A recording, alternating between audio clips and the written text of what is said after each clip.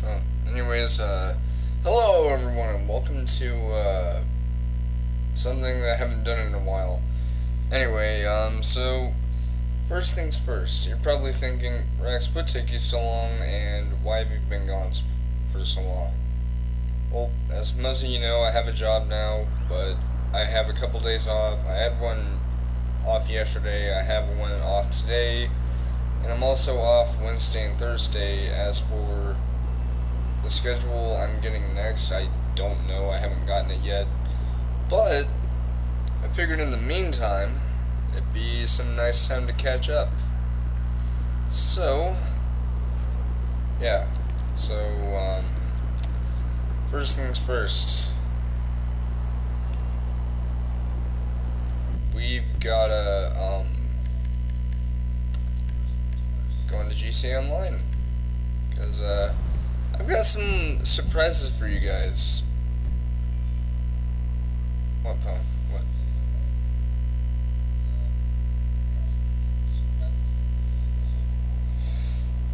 Yes, I'm well aware, game. I am aware of the 250K.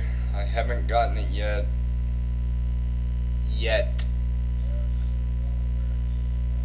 Watch, it's gonna be like, oh hey, we forgot to give you this. Here.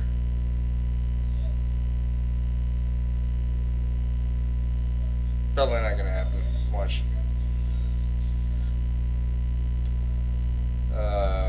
Also, I'm only gonna make this joke once because we're almost done with April. It's gonna be May. Jesus Christ, I'm never doing that again. Yeah, say hello to the new nightclub, the Palace. And I'm still in the same old clothes. Yeah,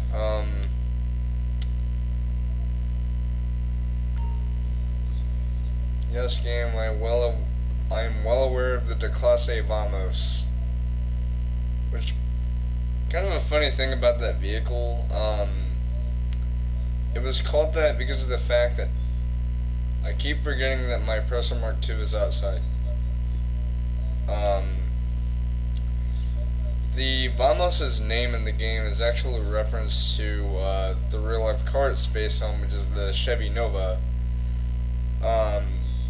Because of the fact that, according to the GTA Wiki, it was theorized that the alright,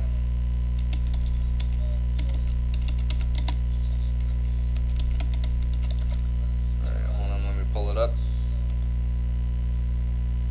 Really neat name for a car, too.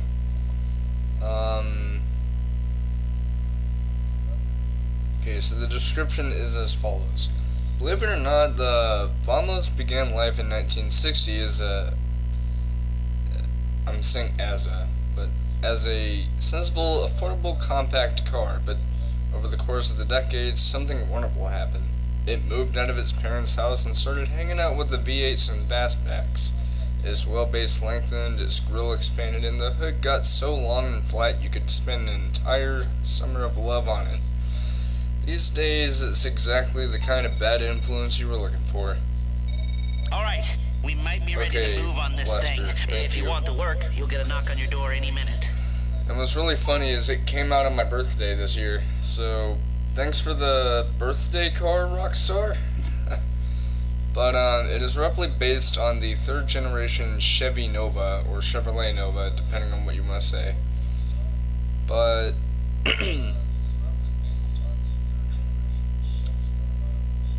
anyway, looking through everything. It's a really neat looking car, but it's not the best performing. But really, like, in my own personal opinion, as long as you want to use something that, you know, just play around with or something, that's fine. You know? As long as you have fun with it, as long as you think it's cool, that's fine. Anyway, I'm still looking through stuff. Oh, that's weird, it's got the Classic Flames livery.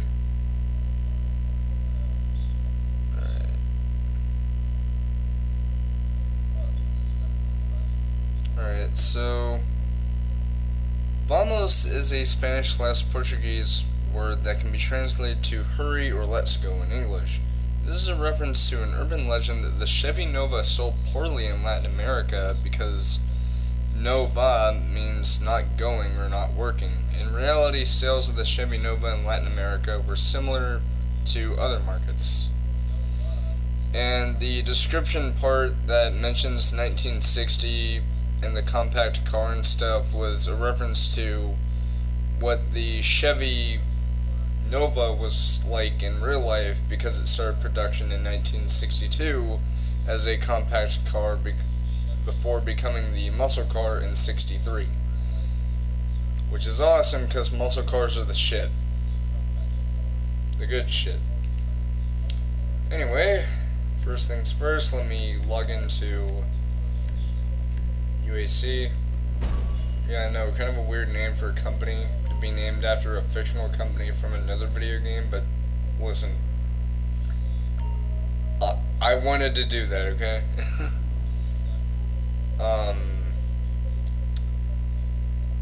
Alright, let's do a promotion mission. Let's see what we got. Because if it's destroying shit, then I got an Oppressor Mark II that would love to... Hey, you want to get some celebs in here? This might be our chance. Got a little tip that Lacey Jonas is in the back of a police wagon. You mean that chick that's roughly based on we can get her out of there, she's probably so doped Lindsay up on Lohan, painkillers, who tried to sue Rockstar because of her likeness Go get her in while the the game? opportunity's there. No, seriously, that... Okay, for big-time GTA/Rockstar Games fans, that was actually a thing. So, a little bit of a backstory behind that. So, as you all know, Lindsay Lohan is a huge Hollywood star. Bitch! She's also a bitch nowadays, just saying. No, seriously, like, I'll tell you why I said that. Okay, so basically, as you all know, there's the mascot girl for GTA 5 that you see whenever you load up the game on, you know, PS4, Xbox One, whatever platform that you play on. It's the girl in the bikini holding the phone while doing the peace sign, which I love doing. The peace sign, by the way.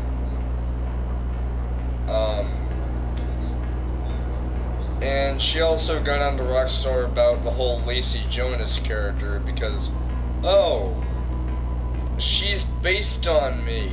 Yeah. Well, like, seriously. Not only was the case dismissed once about the cover art girl, it was dismissed twice because GTA takes place in a fictionalized, parodied world.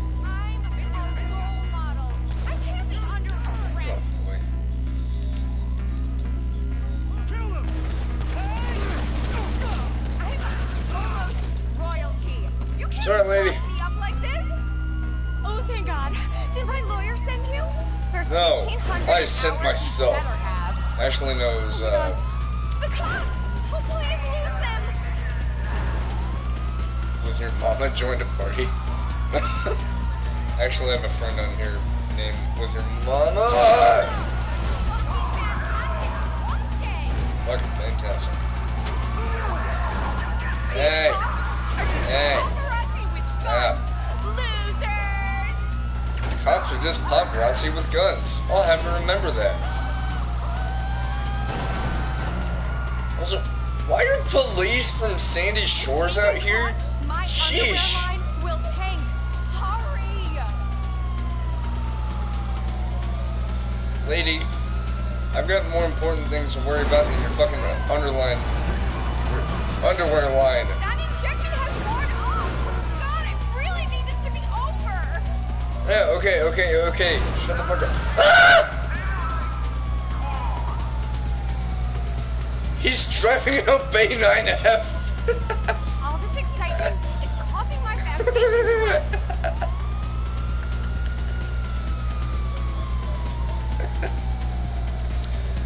Alright.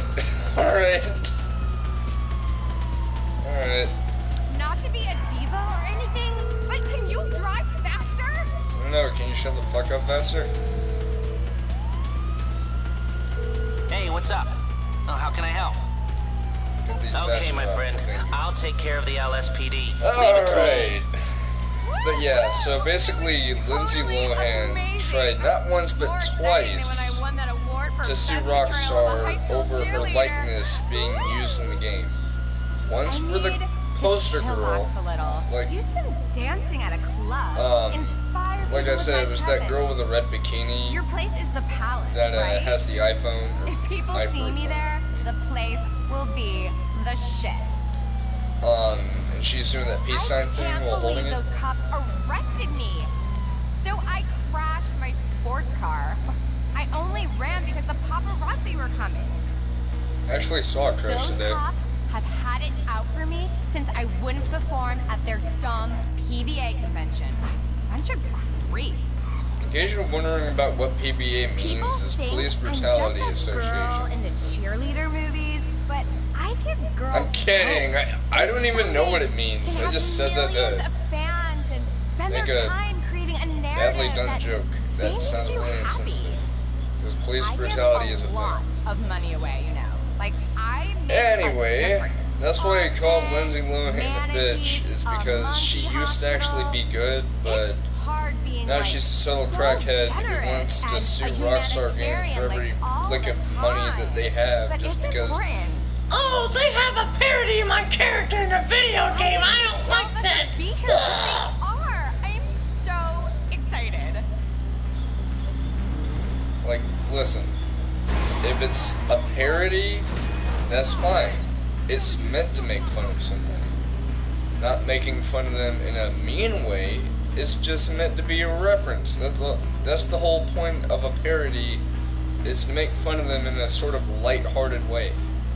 Not meant to make slander, not meant to do some kind of evil mumbo-jumbo bullshit. No. Lots of people are gonna try to get my autograph. Thanks for saving me, like, totally appreciate it. You're welcome.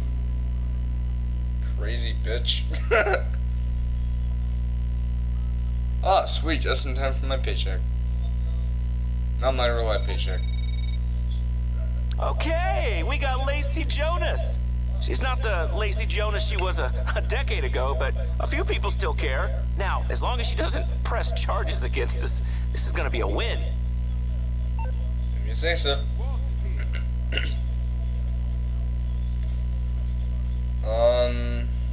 Yeah, I'm just gonna get the money and then I'll go on. Ladies and gentlemen, Lacey Jonas is in the building! Alright. Time for the old game I originally invented on Xbox One. Spot that Tony! That's not him. I think he might be over here, maybe. Because he's in different spots sometimes. Yeah. Yes.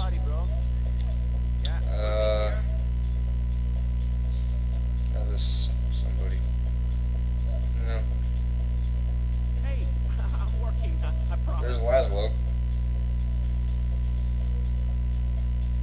Oh, there he is. Look who it is!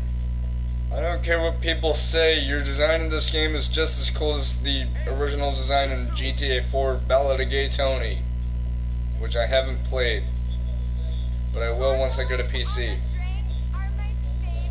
which will be soon. And that means I'll be able to do PC, and once I get more equipment, then Fur Plays will really be taken off. And, might be looking at getting monetized at some point. Yeah, because I'm actually getting a bank account really soon. And hopefully that'll also mean that I'll be able to have donations enabled, so that way you guys can help me fund stuff like, you know, maybe pay for new things I might be trying to get. Like, for example, a new game I might try to get, or just new equipment or something. So it's not going to be money like, oh, I'm going to splurge this on like some kind of high-performance sports car and not care about you guys. Really, I do care about you guys. You guys are like my bread and butter. Not like, oh, I only care about blah blah blah. No, I really do care about my audience. I really appreciate all the support that you guys have given me over the couple of years I've been on YouTube streaming and whatnot. And I really do appreciate how much love that you guys have given, not just me, but, you know, each other. Because I've made quite a great community on here, on my channel, and I have to say I'm very proud of that, because that's the thing I wanted to do in the first place, is make not just a community, but sort of like a family on here. Like something that would bring us all together without it feeling like, oh, okay, blah blah blah. Like, you know, it's kind of hard to explain, but basically what I'm trying to say is it's basically the ideal kind of community where it's not salty, it's not, you know, stuff like that. It's more, you know, we can all get along, be friends, stuff like that. And maybe we'll, you know, teach each other, each other a few things, like, hey, did you know that in this game you could do this to do this? You know, stuff like that. You know, being a nice, happy, friendly community. I know you don't see that often nowadays in communities on YouTube, because it's either, oh, I like this guy, and then there's a few people that don't. I forgot the radios!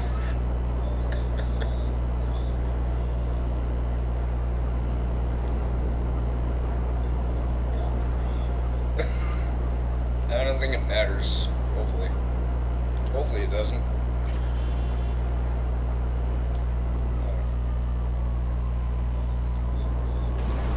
I still don't have a terabyte.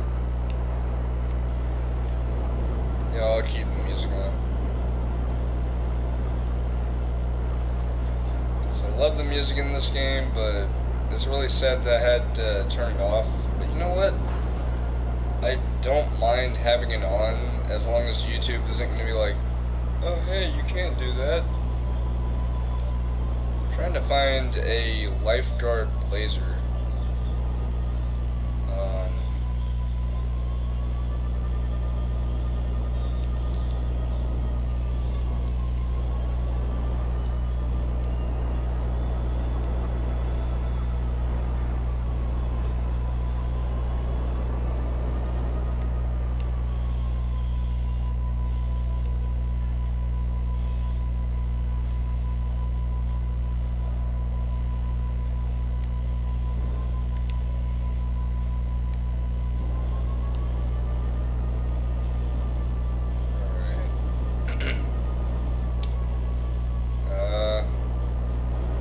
Spawned somewhere.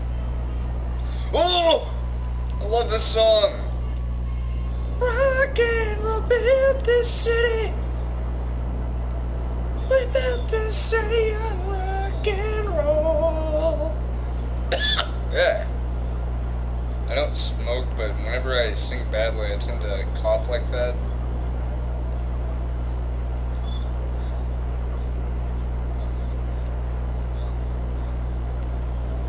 Say you don't know me or recognize my face.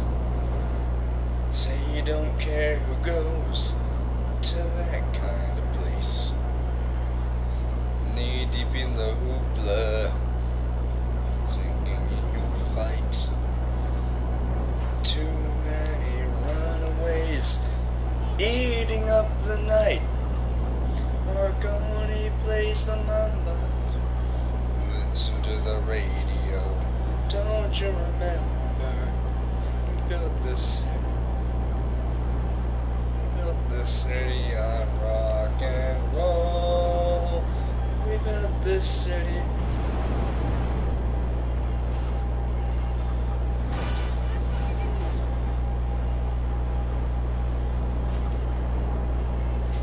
The song fits weirdly enough when I'm flying in this thing. On this thing, not in this thing.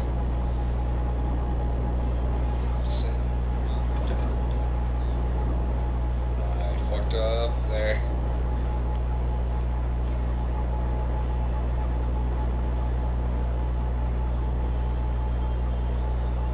maybe a tryhard's vehicle of choice right now, but in the right hands, it could be a vehicle of justice. Right us off the page. Wait, I'm gonna try something. I know you could do this. It's this really weird, I wouldn't say glitch, but it's more like a sort of like quirk with this. Yeah.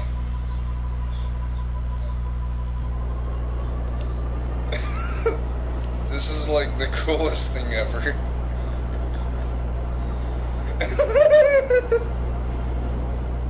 Oh.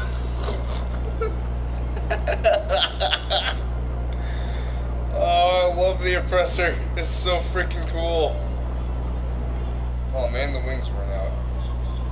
That is so freaking cool. Like, I knew you could do this in the sewer because there's that tunnel, but I didn't know you could do that on this. That is so cool. Into our guitars. Don't tell us you need us.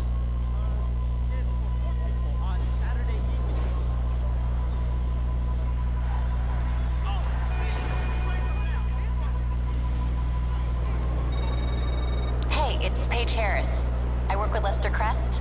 I basically run things over there while he takes credit. Anyway, I've got a new sideline you might be interested in.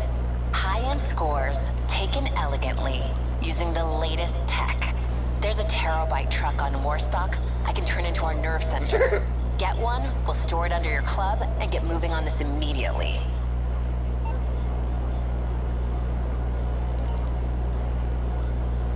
Greetings, you weirdos down below! Seriously, this song fits so well with just flying this thing around. The broomstick! Wait, I'm not a witch. Is this the witching hour? No, it's 9:22. By the way, has anyone seen the new Avengers movie? My God. Like, I saw it Thursday. Hey! No.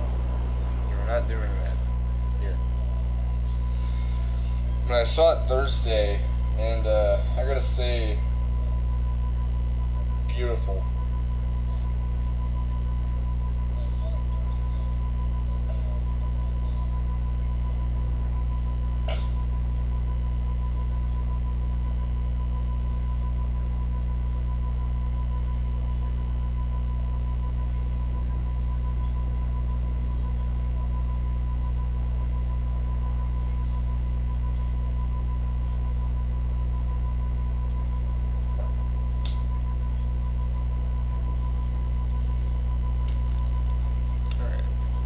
Yeah, I recently saw Avengers Endgame.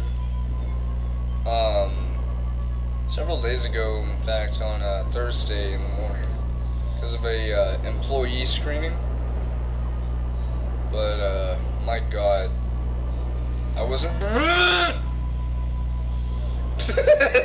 I wasn't. No, I wasn't prepared for just how good it was. Now, I've heard some people say, oh, it's not as good as Infinity War. Infinity War is basically sort of like the nice, neatly done sandwich. But if you want the real bread and butter to that, Endgame is like the best sandwich in the whole fucking world.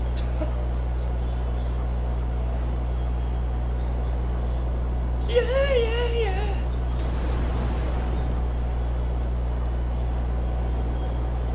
Yeah, I know I said my great adventure, but gonna be a while.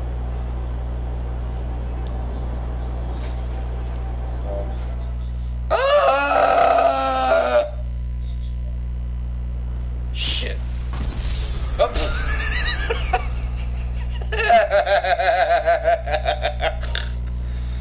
Alright, let me guess. You're gonna have to pay the $10,000 insurance premium.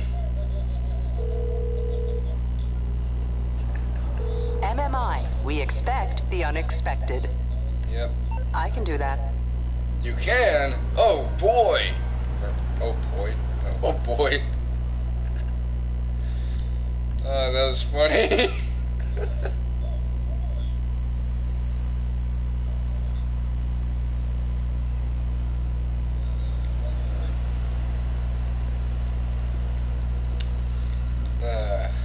Oh yeah, today while I was out, music happened? No. Today while I was out, because I noticed that it wasn't going to be raining for a while, until like, sort of towards the evening.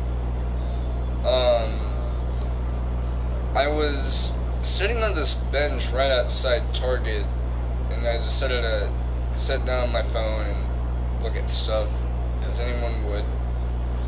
And all of a sudden, I hear this car go like, beep! Like it happened briefly. And I started to look up, and just as I look up like this, because I heard something, I look to my right just as I hear this loud thump sound, like, and the first thing I see is this black car with its front damaged rolling back. And so I got up from the bench and went over to this metal grate looking fence thing, and I decided to see what was going on. So I watched from a distance, and as it turned out, there was someone who was trying to turn into a Target, but what had happened was they were turning too tight, or they were just turning from the wrong spot.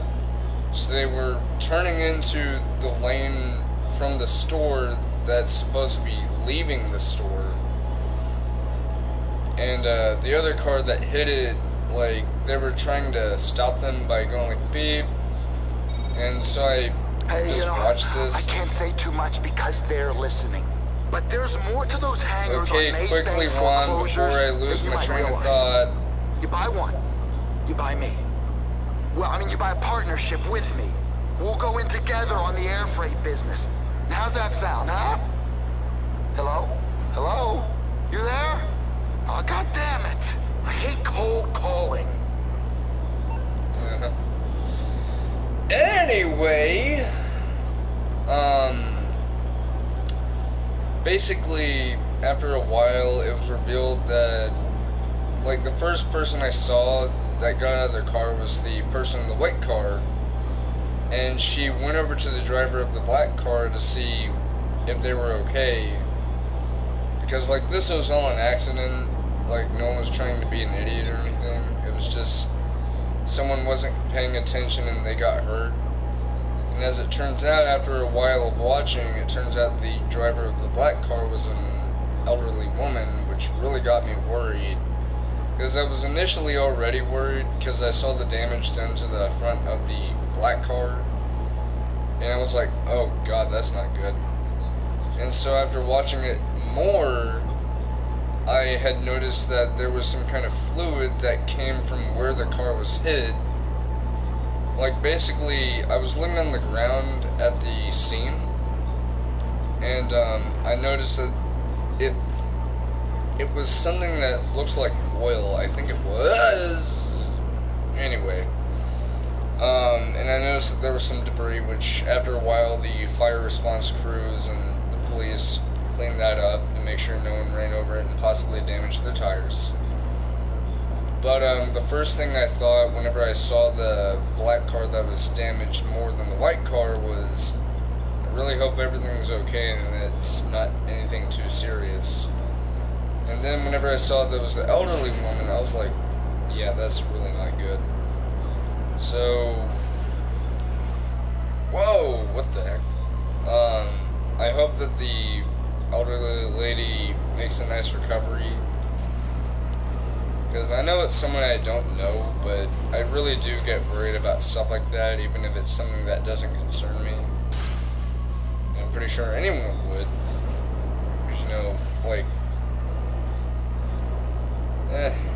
you know, I just get worried about that kind of stuff, like, even if it doesn't directly concern me. Like, I just watched from a distance, but whenever I saw that, I was like, oh, god, that's not good. Like, please note, I was standing at that same spot the entire time. So as not to look like I was trying to interject or anything, so I was just staying there, watching, making sure everything was alright. And I occasionally checked my phone whenever I got like a message or something, or wanted to check the time. But, yeah, so that was one thing that happened today. Another thing that happened today was, I got to try out Wendy's new, Frosty Cookie Sundae. Almost said chicken sundae, but why would you... why would you want a chicken sundae? That's like the grossest thing ever.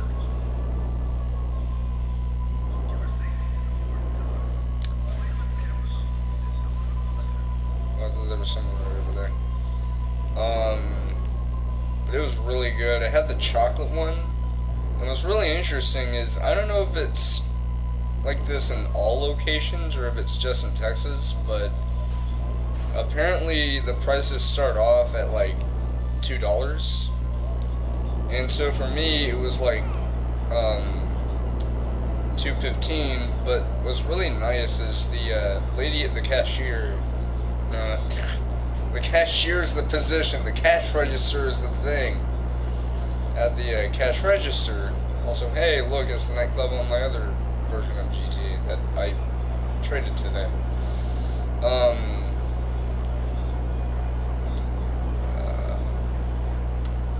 forgot. Oh, right. Whenever I was getting out my wallet, I had given her the $2 that was partially needed, and I was getting ready to get the 15 cents out, and I was just telling her, hey, don't worry, I'm just getting out the 15 cents. I didn't say don't worry, I'm just saying, hey, hold on, I'm getting out the 15 cents. And she just simply said, hey, don't worry about that, I gotcha. So she just let me have the sundae for $2, and I have to say, that is awesome. The sundae itself was excellent. It's just like having a Frosty, but you eat it with a spoon. Like, typically with a Frosty, you usually either try and drink it, although it's kind of hard to suck it through a straw. So whenever I get a Frosty, usually whenever they have them for 50 cents, I use a spoon to eat it, sort of like ice cream in a cup. But, no, not Evagin. Evagina. I'm kidding. Sex jokes ahoy. Sex jokes a-ho. Anyway, imagine, like, you know, just the normal Frosty, you know, vanilla or chocolate. But then we have cookie in it, like pieces of cookie. It's only one cookie, though. You can't choose what kind of cookie you want. It's only one, like, I think it's chocolate chip, or like chocolate chunk or something. But I noticed that it was kind of chewy, but kind of crunchy. But I don't mind that at all. Like, it's just how they make the cookies. But then it's topped off with chocolate syrup, more accurately, correct me if I'm wrong about how I pronounce this, but I think it's like Giadari or something, or Giadari, or I don't know. Now that I say that, it sounds like a kaiju from Godzilla.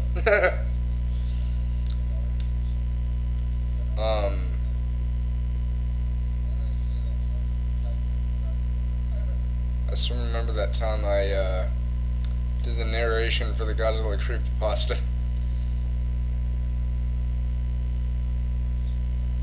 Seriously, that creepypasta is so good.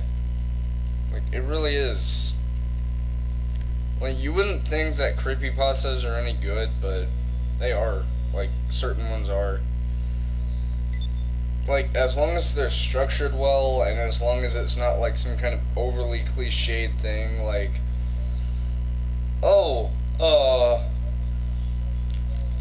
there's a skeleton that pops out of a closet and then birds fly out of its mouth. The bird thing is just me just rambling about birds. Because of birds! But,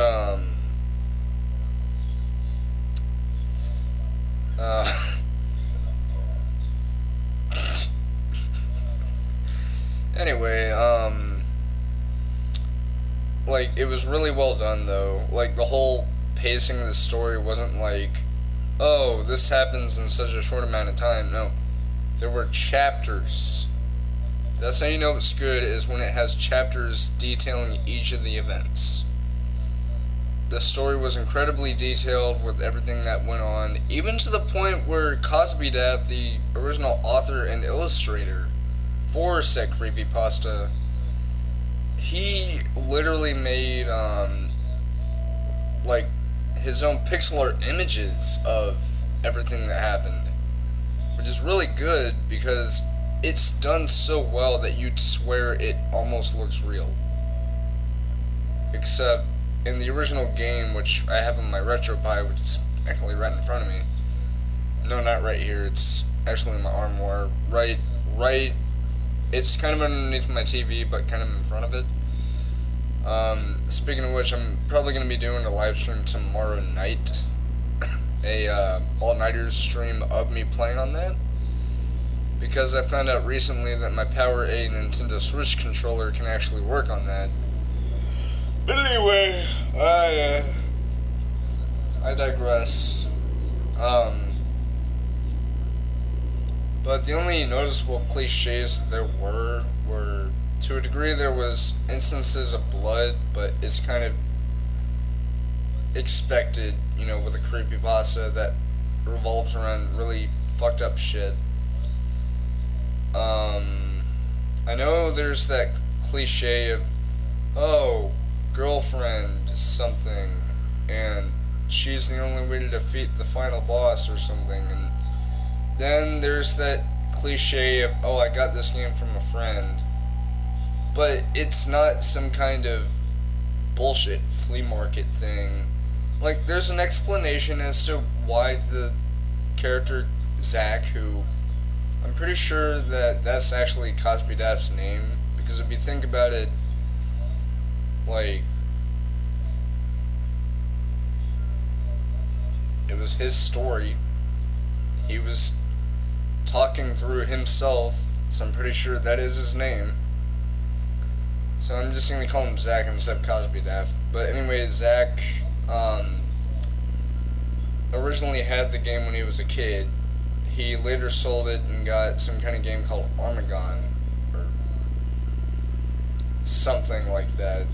Turned out it wasn't very good. And eventually, after years and years and years, his friend Billy comes up to him and gives him a box of a whole bunch of NES games.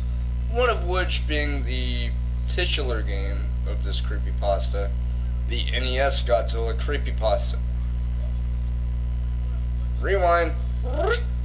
NES Godzilla. Nope, we're not saying creepypasta. We're just saying NES Godzilla, or otherwise known as Godzilla, Monster of Monsters. Time remaining before your kid for idling, 13 minutes. It's an unlucky number. Kidding. But yeah, and what's really cool about this NES Godzilla creepypasta is there's actually a fan game being made. For those interested, just search up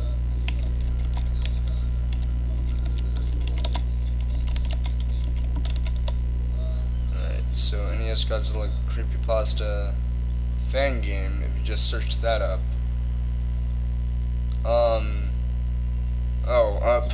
Whenever I searched this up, it showed like a result for the original game, but then it shows images of the actual creepypasta. Alright.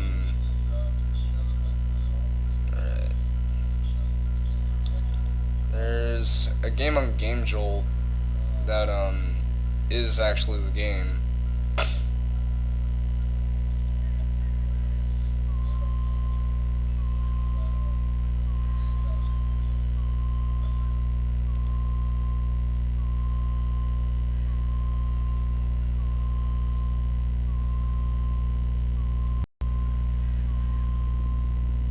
Actually, there's two fan games. There's one made by someone called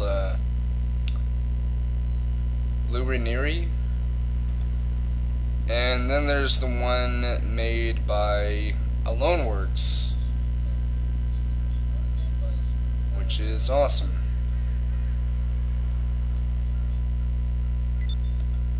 I really hope I'm pronouncing that name right, by the way. No, not Aloneworks, I'm talking about Lou Ranieri. But, yeah, there is actually a NES Godzilla creepypasta game that's being developed. And what's really interesting is on April 3rd, it was... Oh, come on. It was announced that there's a new version of the game which has new stages, a new mini-boss, or some new mini-bosses, and Titanosaurus. And it shows some screenshots and stuff. There's a new planet, which is Mars, which is the last planet in the creepypasta before it goes to the worlds that weren't in the original game. Because in the original NES Godzilla creepypasta game, no, why do I keep saying creepypasta? God damn it. Alright,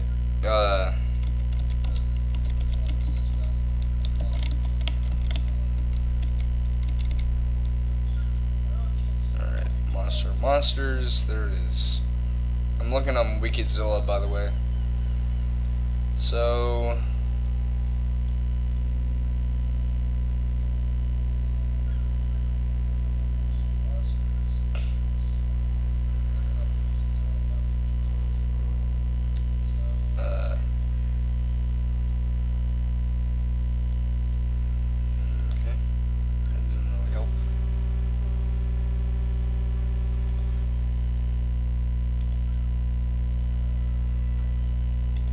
Alright, so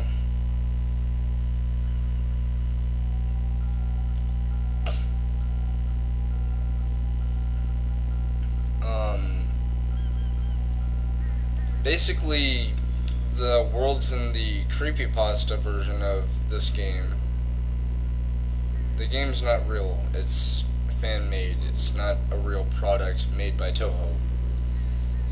But basically, the planet boards, for the most part, are based on the original ones, but with a different color and different levels, but the layout was the same. So, for example, Pathos, seen in Chapter 2 of the game's creepypasta, is the same as Jupiter. We have Trance, which is...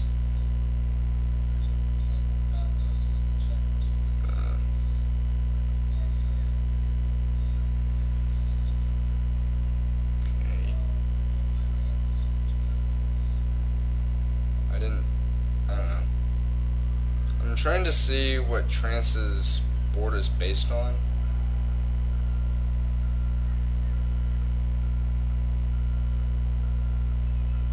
Dementia. I don't know if it's based on the condition. Probably is.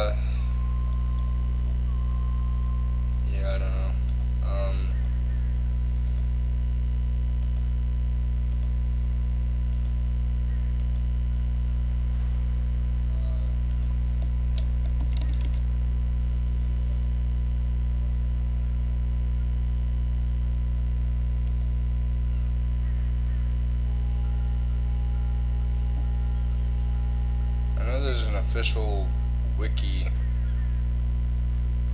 of it.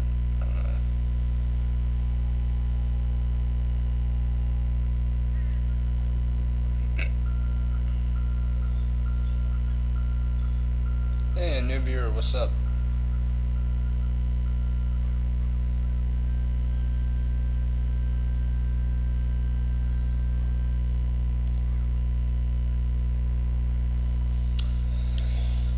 Alright. Guess I'll call up the insurgent.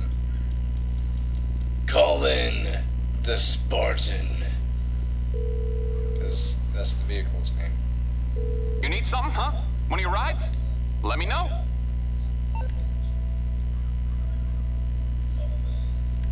Yeah, I had to sell On the my way. truck just to get this. And I know people are gonna be like, well, that's not really a good idea to get this nightclub because it's far away from stuff.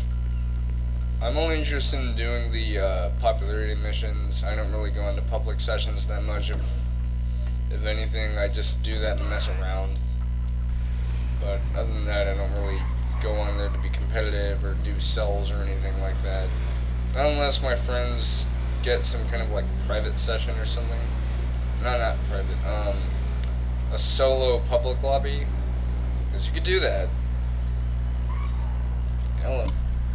In fact, GTA 5 was made by Capcom and it takes the same universe as Ace Attorney. Amazing.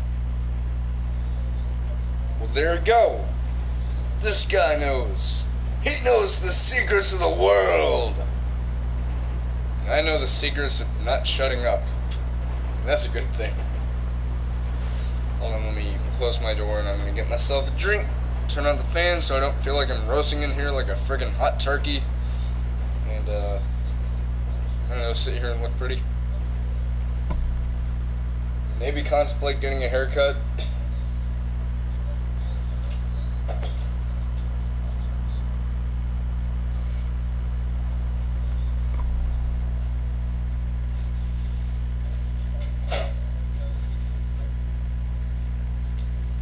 Drink acquired. It's Mountain Dew Baja Blast. Because you can't have Mountain Dew without flavors, especially one that really explodes in your mouth.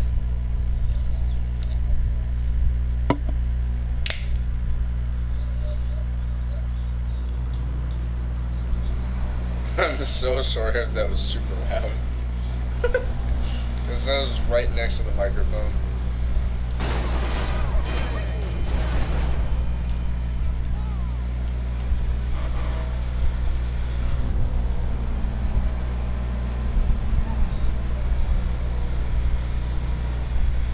So basically, we're playing as a defense attorney. Defend this!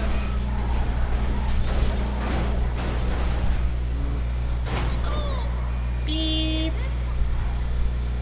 Yes, it is. Beep. God, I love this vehicle.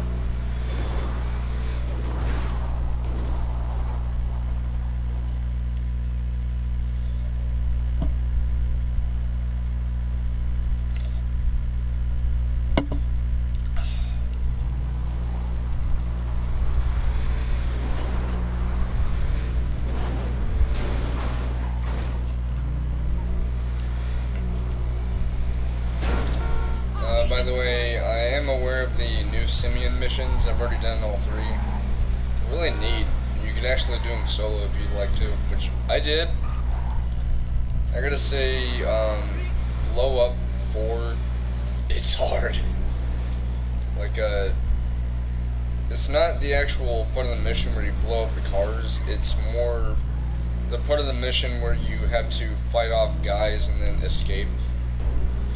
Because if you get to a certain spot where the garage is, where you go inside and destroy vehicles, basically the game will take you out of the vehicle, and then it'll spawn the vehicle away, or it'll despawn your vehicle. But there's a way you can do the mission easier, if you get out of the vehicle and then walk to the garage, it won't despawn your vehicle. So that's a sort of easy way to skip that, I guess. Trying to see if they have the lifeguard blazer. Because I looked up on GTA Wiki that you can get it. I don't know about customizing it, but it's certainly a neat vehicle that I wish we could have, like a blazer utility or something, like a utility.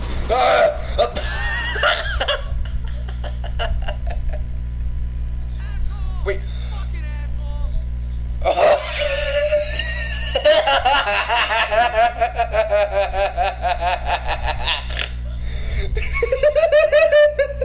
Oh, grow up.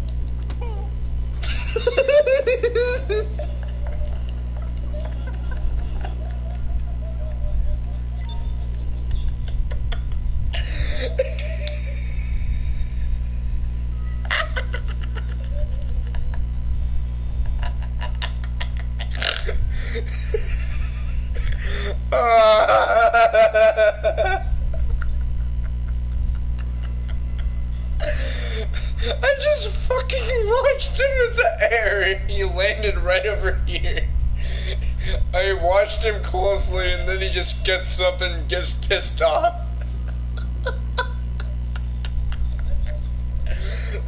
Why does he want to kill me? Basically, I was driving this way. My insurgent was going this way. You can see the dirt tracks, and that guy was just walking over here. I hit him with the car. He hits this, goes flying over here to that. And I'm like, oh god, I killed him. And then he just gets up and you're like, you're dead, motherfucker.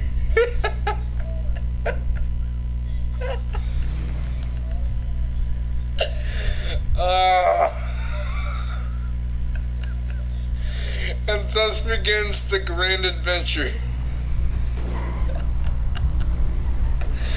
That was the greatest thing I've ever seen. I just launched him in the freaking air. And he's just like, you're dead. He just runs over to where I am and gotta have it, gotta have it, gotta have it. There it is. Yeah, sorry you missed that, dude. Won't miss this though. 9! Sorry, Insurgent. I used to do this thing where when I had that Insurgent out, I would have a separate tab on my laptop open where I would have like a text-to-speech thing on, and I would type something in to make it sound like Spartan was talking, because Spartan is the Insurgent I got, which is that truck that I was just driving, that I hit that poor innocent man with, and he got mad at me. Like, seriously, I tried slowing down, but the thing is, you're talking about a big, heavy armored vehicle versus a human being. Armored vehicles going at like 80 miles per hour can't slow down that fast. Like, come on, chill out.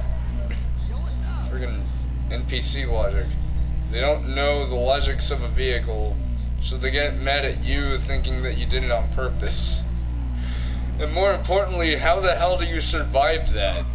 How do you survive getting flung like 50 feet in the air, flying into the sand, after being hit by a heavy armored vehicle? Just, what?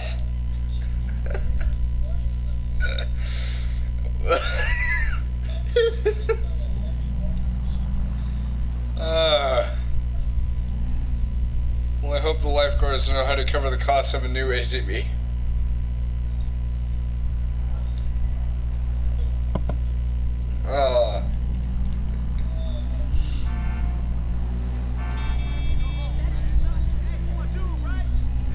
Also, something that kind of sucks about this vehicle, from what I've read in the GTA Wiki, I don't think it's possible to customize it, because it said that it can't be customized, but it can be kept. But seriously, why can't we have like a utility... Ah! A utility... Ah! No, a utility blazer. Like, we have the street blazer, which is like the street version of the normal blazer. That's really customizable. It's like the tuner car of the ATV's world. But let me show you what I mean. You are not able to customize this. Let me show you. This vehicle cannot be modified. So you can keep it, but it's not insured. And, wait. Can I store it in my...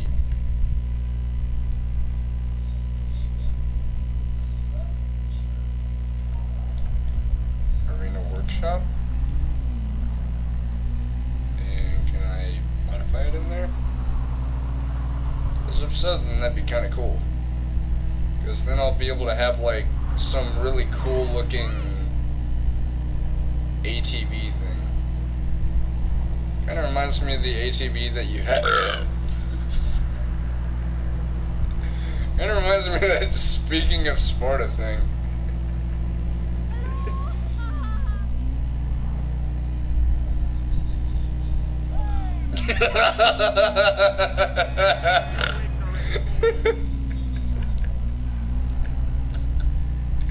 I was trying to say it kind of reminds me of the Black Ops 4 ATV and Blackout.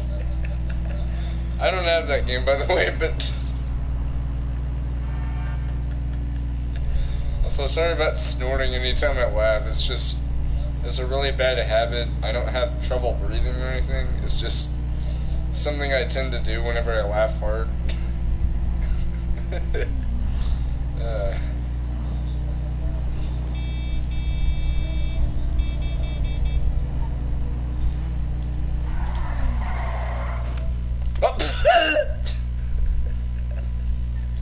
Local man gets flung in the wall. ATV feels nothing. Yeah, I can store it.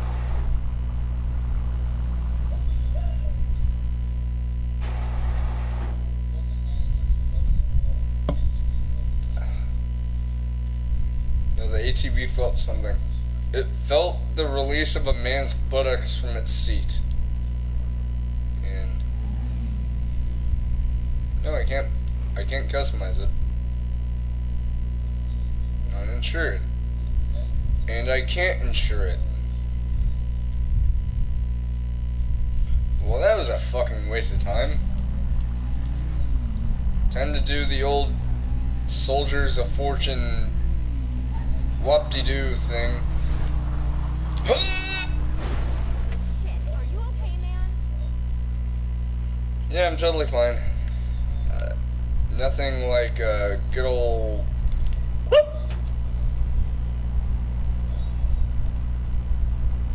Hey, buddy. Oh shit!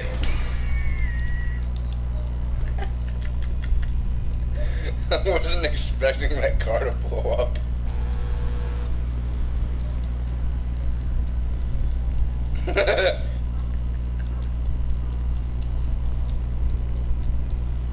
I know, right? I hate when that happens. The car just pops up out of nowhere and just decides, yeah, I'm feeling suicidal today. Let's just drive next to this dirt bike ATV thing. With, oh, some kind of rectangular, sticky, light up thingy on it. Yeah, let's see what happens. Dead.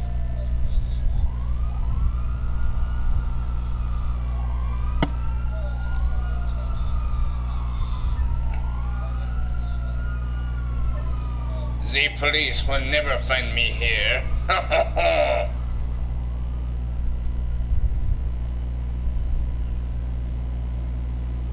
Where are they? Where are they?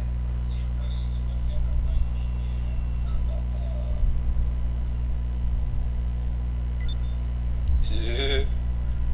Yeah. You. Ah!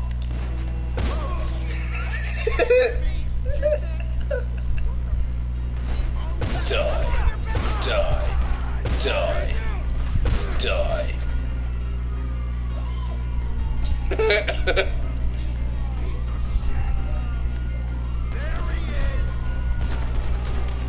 Headshot.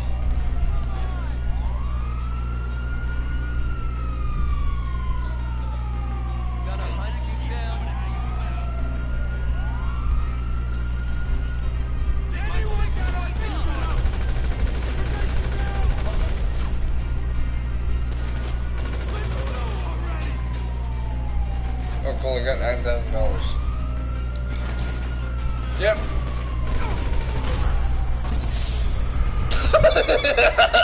My character's just like, oh. He just sticks his head in the corner.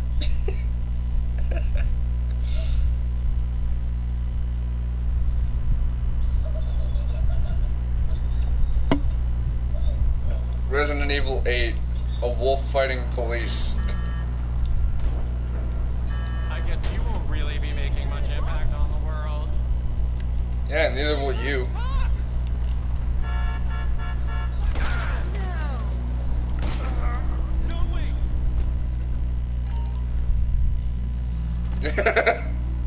I guess you won't be making much impact on the world. Yeah, neither will you. Sniped.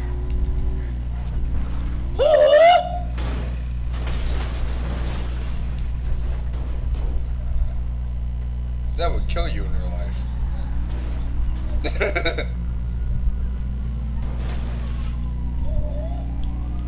Resident Evil 8 leaked driving gameplay. Nothing the world has ever seen. Using the advanced RE engine used in Resident Evil 2's remake and Devil May Cry 5. You've got a car that looks vaguely similar to Christine. You've got a large sprawling city with people in it. But where are the zombies?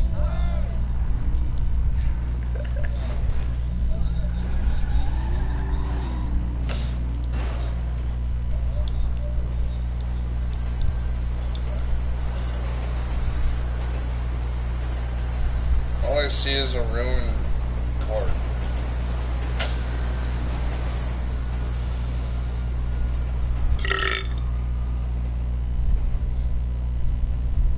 You have more vast knowledge than me. This is impossible. Yeah, what's cracking? Hello? Wait. What the? Can I shoot through this? Oh my god! Friggin' rockstar logic right there. Clearly has holes in the fence. God damn it.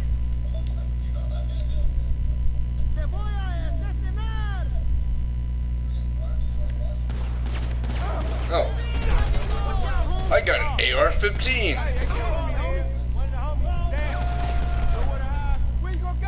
Also, idiots waiting to die. Die!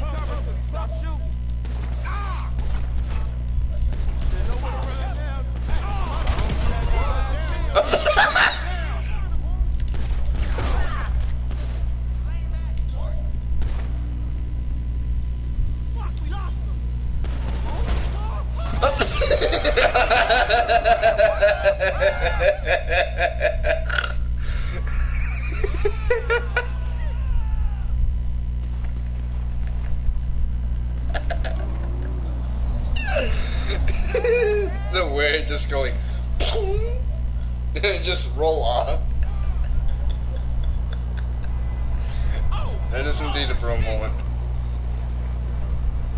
Yeah, it's both. It's an epic gamer moment and it's a bro moment. It's a little of both. Also, train. Shit. All we had to do is follow the damn train, CJ.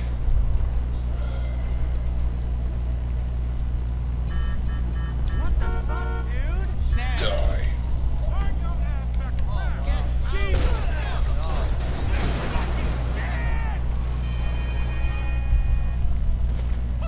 cool, the game remembers what car I was trying to get in.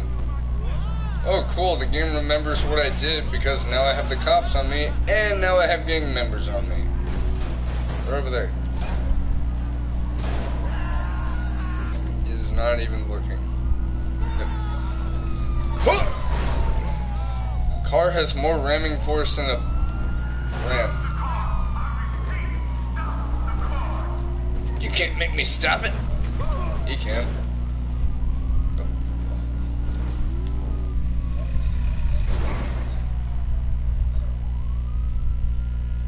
Yes.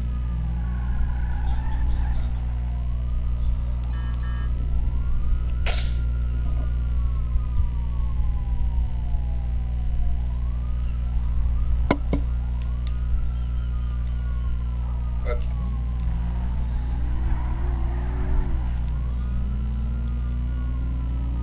See, it's like nothing even happened. Watch. Car, I command you to drive like a boat.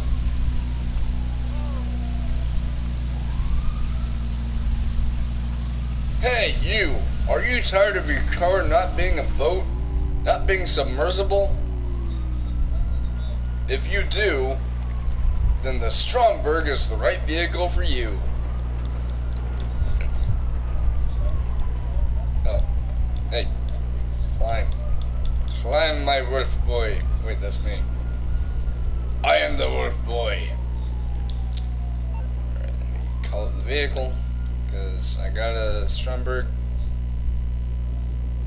We need the Vortex. But we already have one, and it's a motorcycle. I mean, they could probably call it that, but like we already have the motorcycle in the game called the Vortex, but You need something, huh? One of your rides? I'm pretty sure that the vehicle that would be a hovercraft would probably be like whoops, no. Not a burp. It would be something like maybe I don't know. It would be something. But it wouldn't be called Vortex because we already have the Pegazi Vortex motorcycle.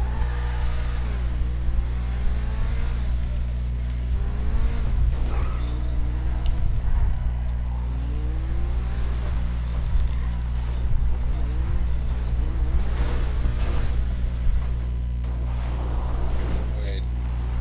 Will the mud wash off this car if I go into the water?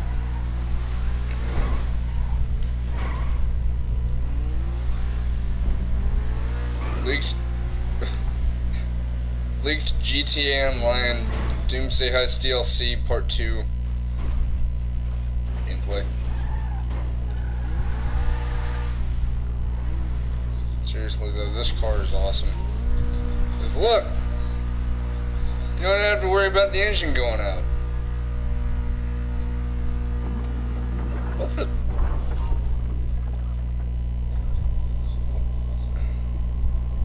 Hold on. I'm gonna show something real quick. First of all, why didn't that dirt, mud stuff wash off? Second of all,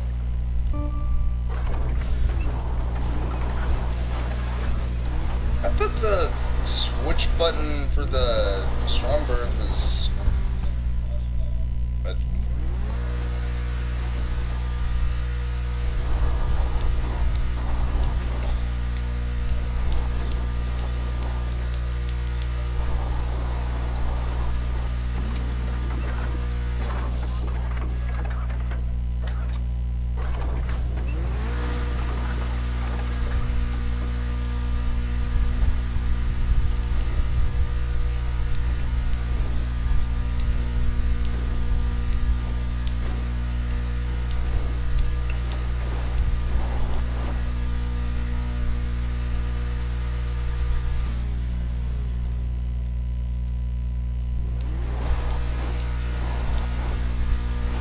This is a fun how-to-do moment.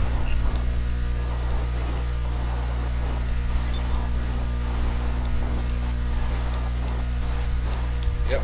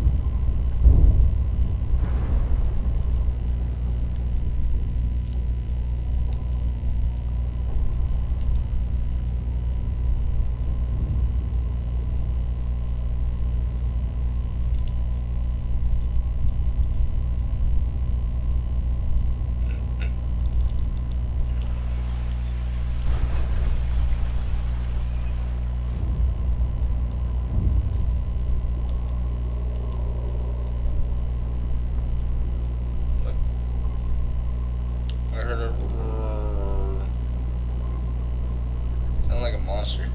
Oh, by the way, thank you for the like.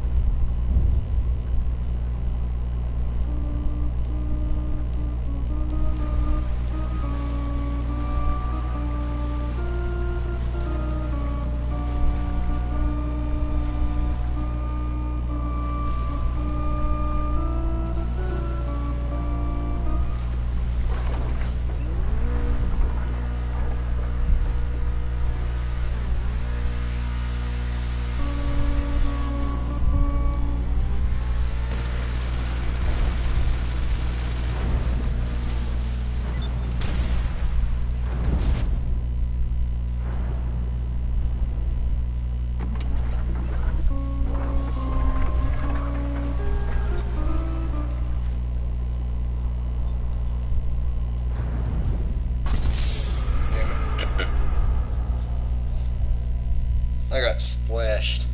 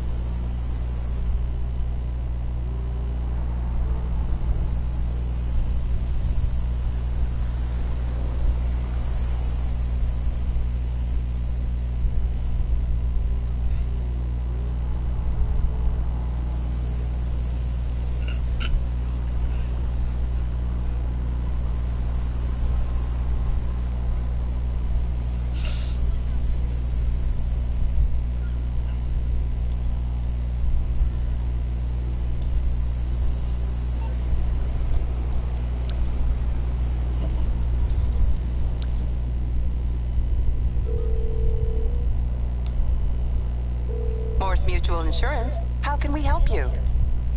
I can do that.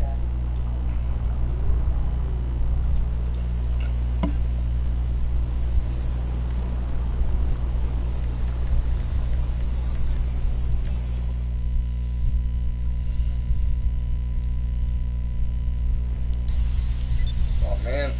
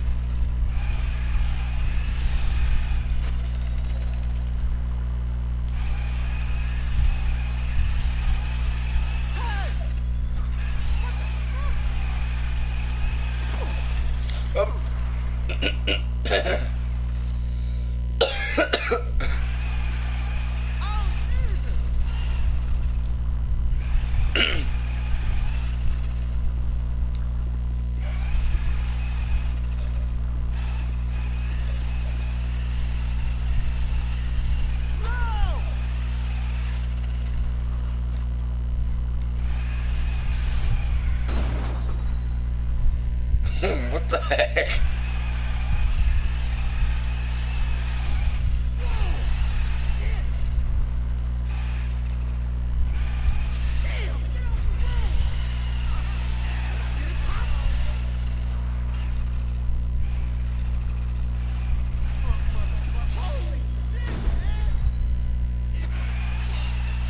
The car's just like boom.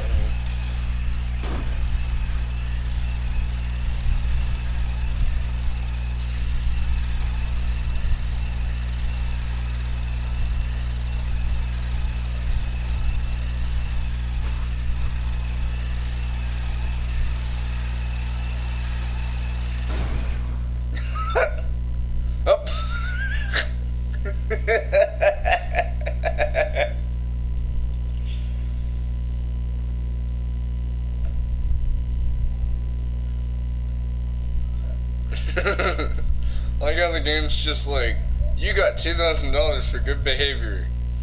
The good behavior is that I crashed into that thing.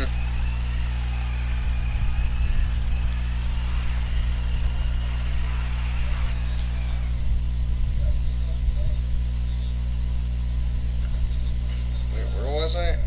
Oh.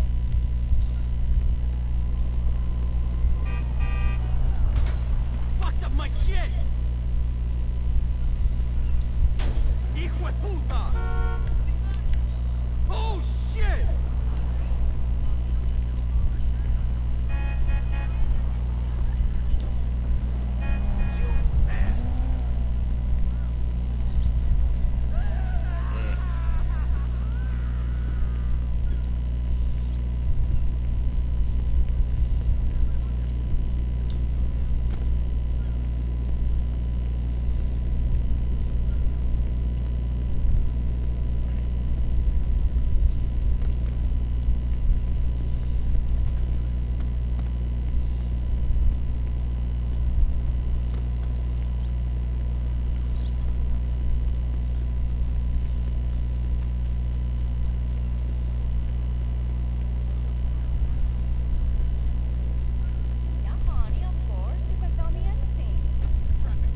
Joe, I can use a little Macbeth today.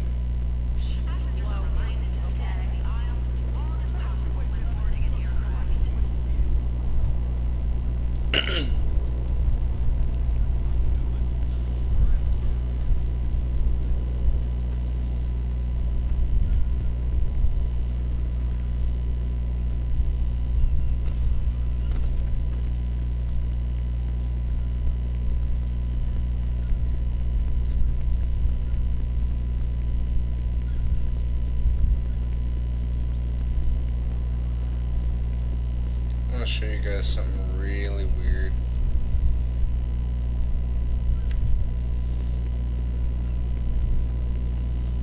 Like really, really weird. So these things right here.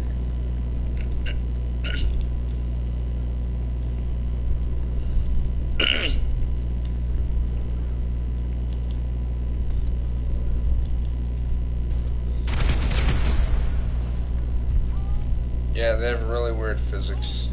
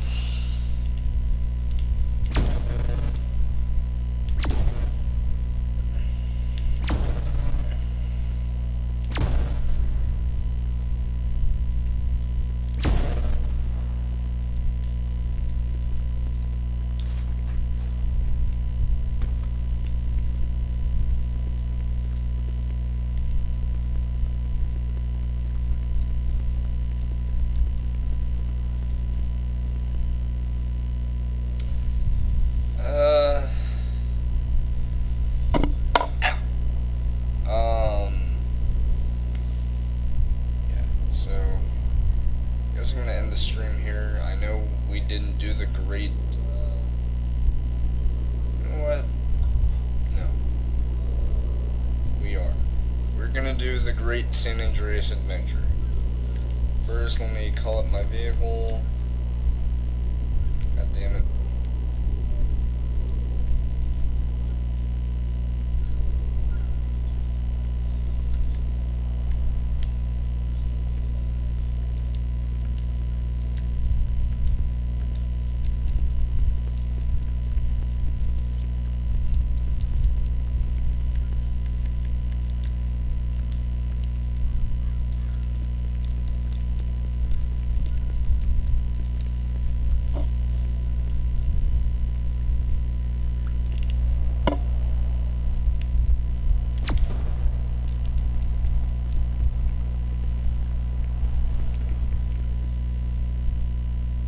I had no idea I can actually go up there.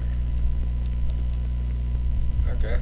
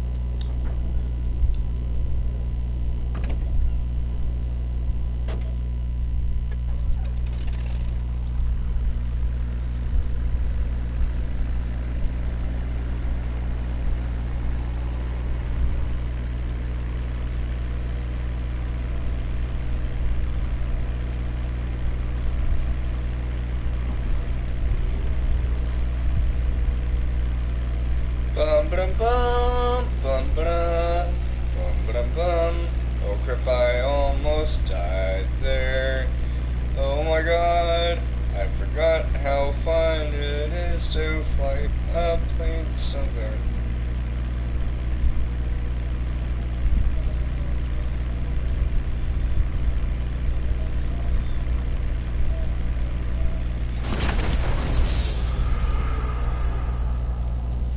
Dead. Did it again.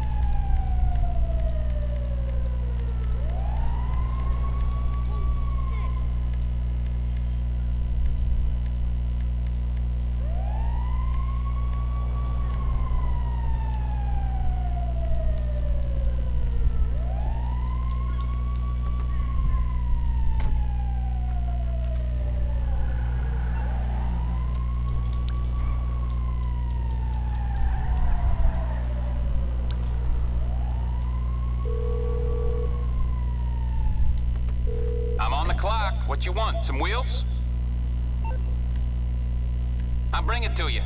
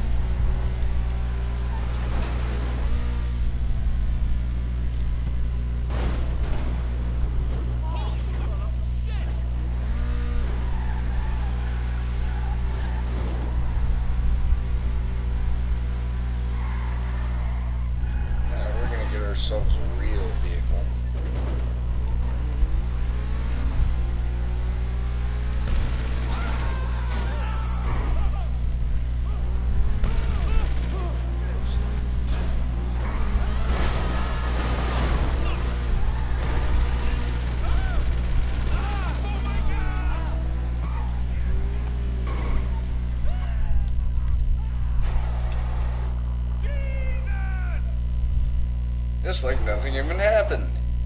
Only it did.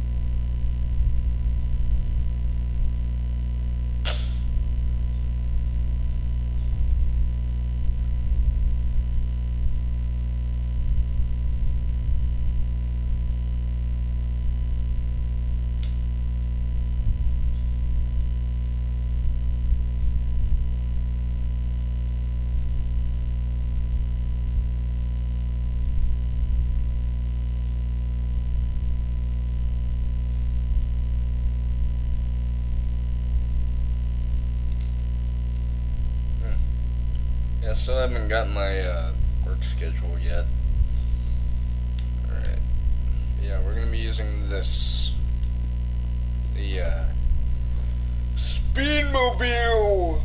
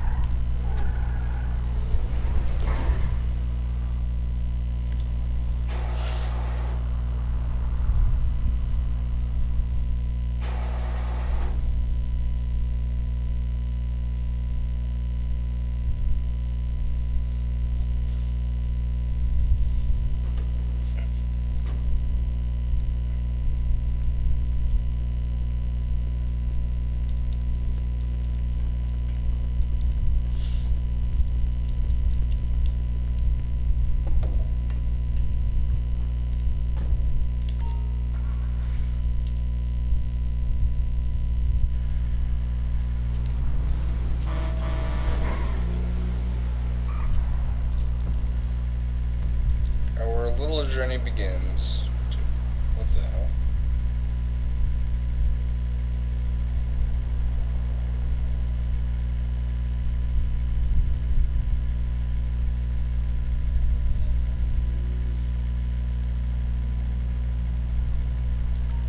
Too much.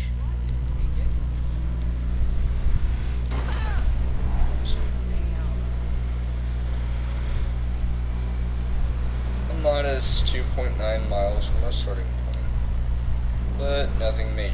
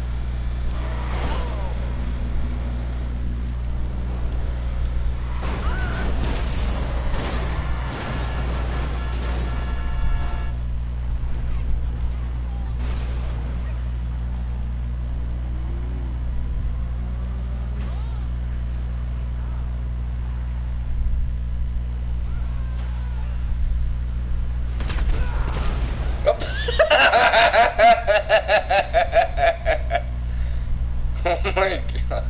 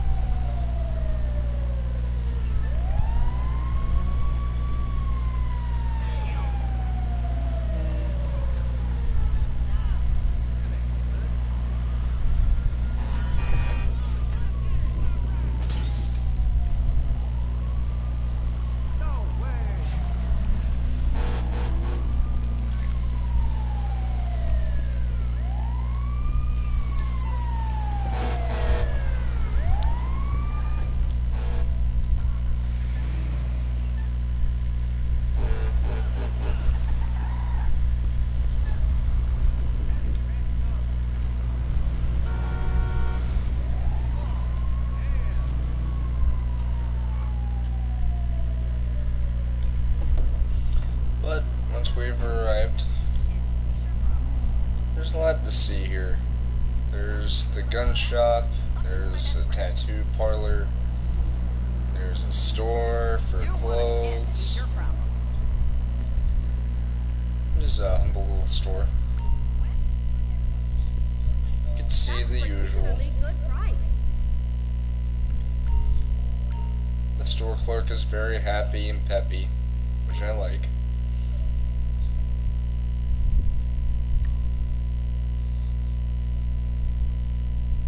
Got lots of hats.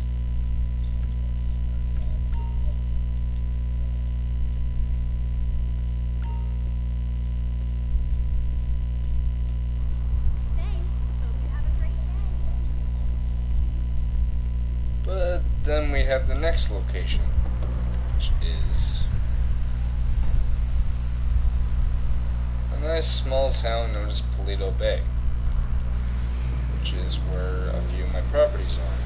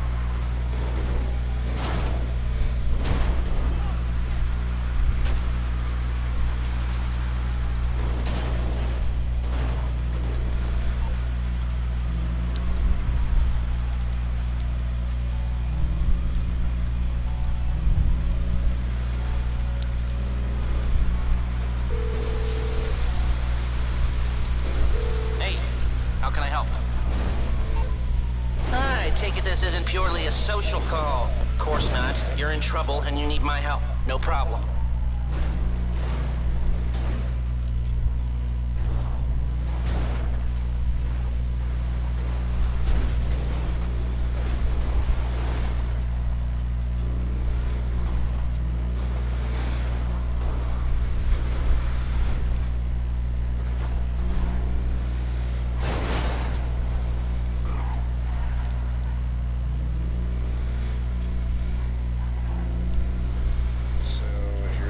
Bay.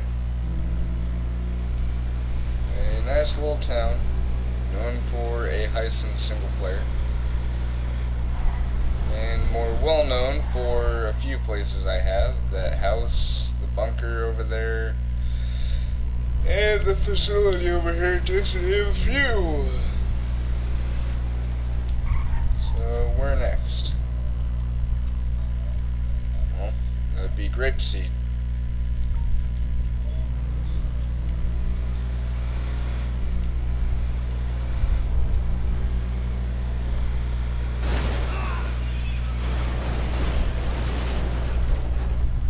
Oh, that was cool. It's like, whoop.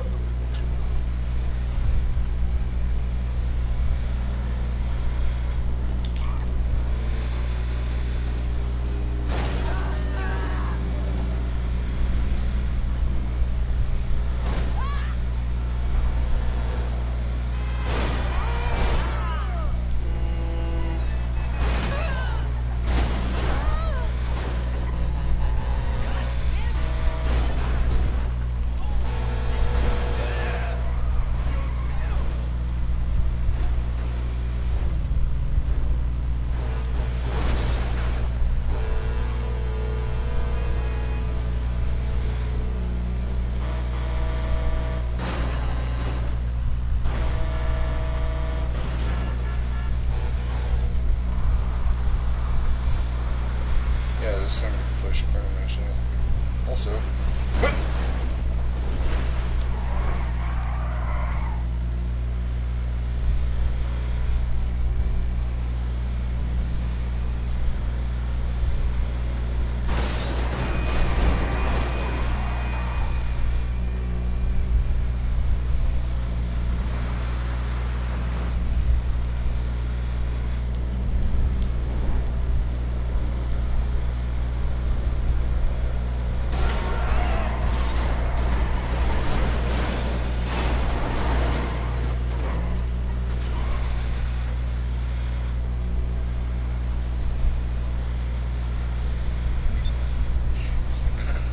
car just turned invisible.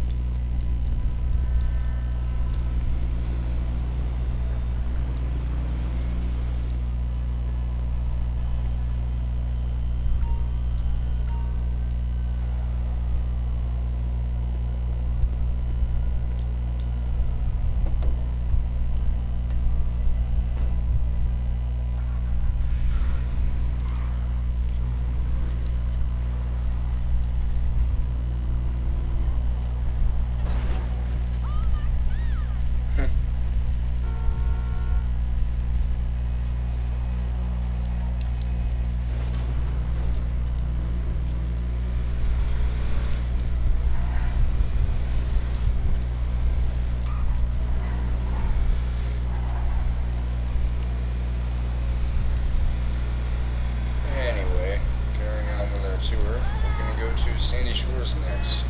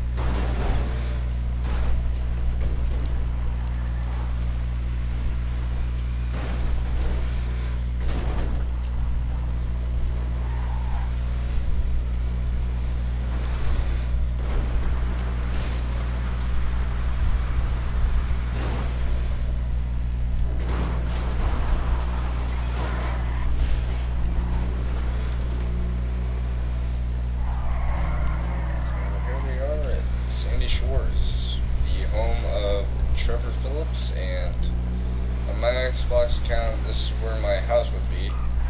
Actually, if I can show it off. That's actually the house I'm talking about. You guys might have seen it before. Alright, next location. We're gonna go to... we're gonna go to, no, we're gonna go to,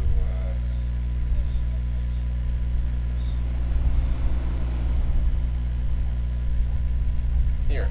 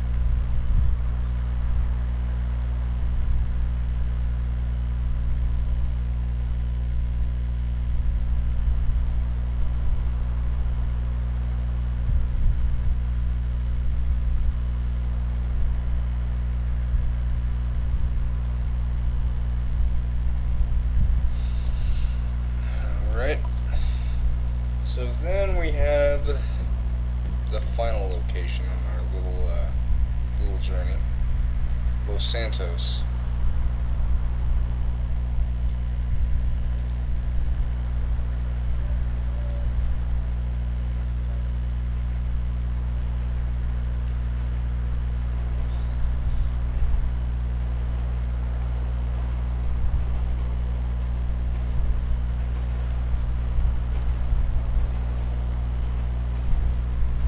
So, let's make our way back home, shall we?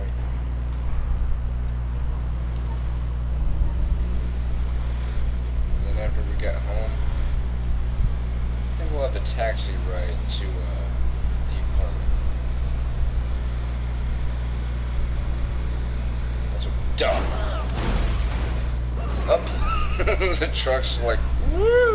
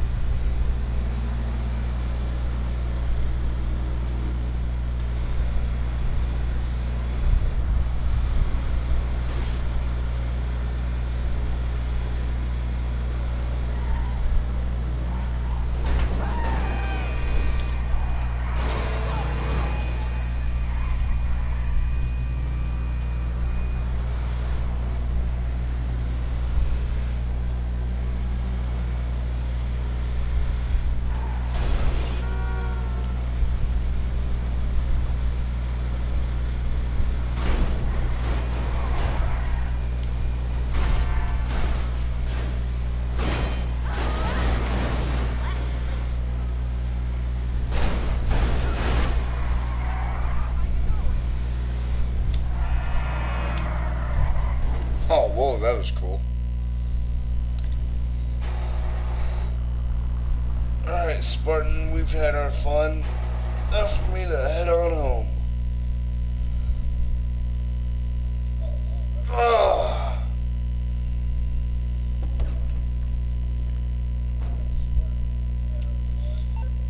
Alright. Well, first...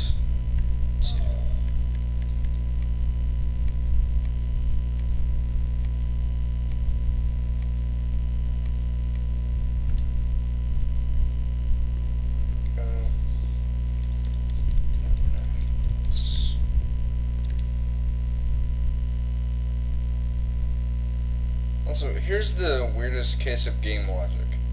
How are you able to transfer cash into your bank account from your phone? Look at this.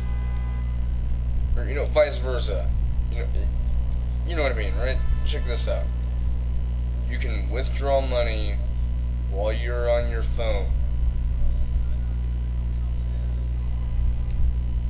That's weird.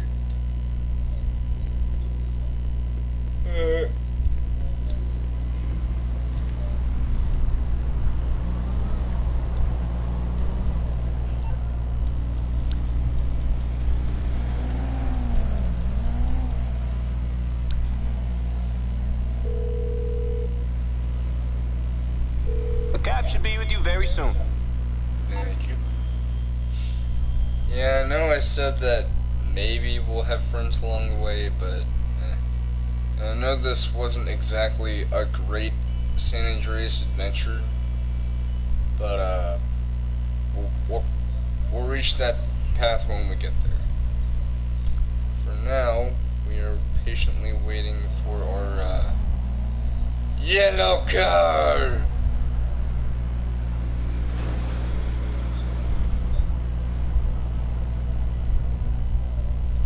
Oh.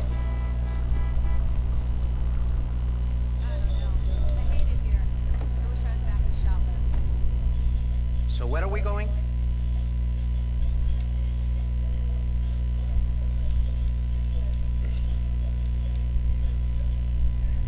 On our way. Like how it turned on rap music.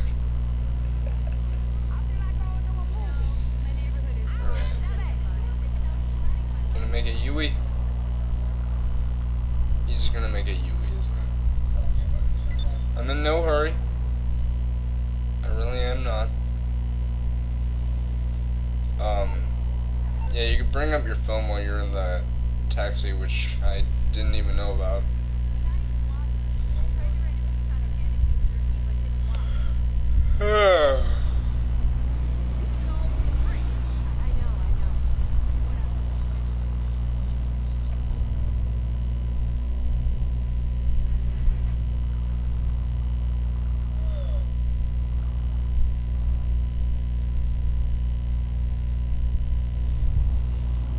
Also, normally you'd have to press the square button to change weapons, but alternatively, if you're using the PS4 controller, what you can do is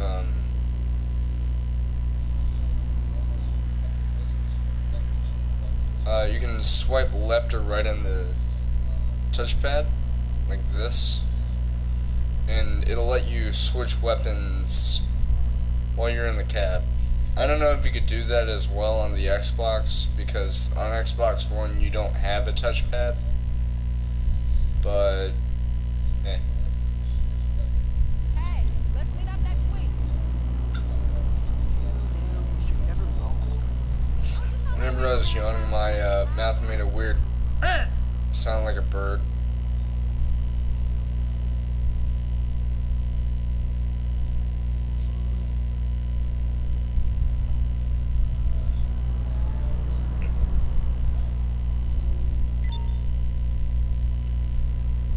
Also, the amount of detail in this vehicle is really nice. Like, I've just always liked the taxis in the game.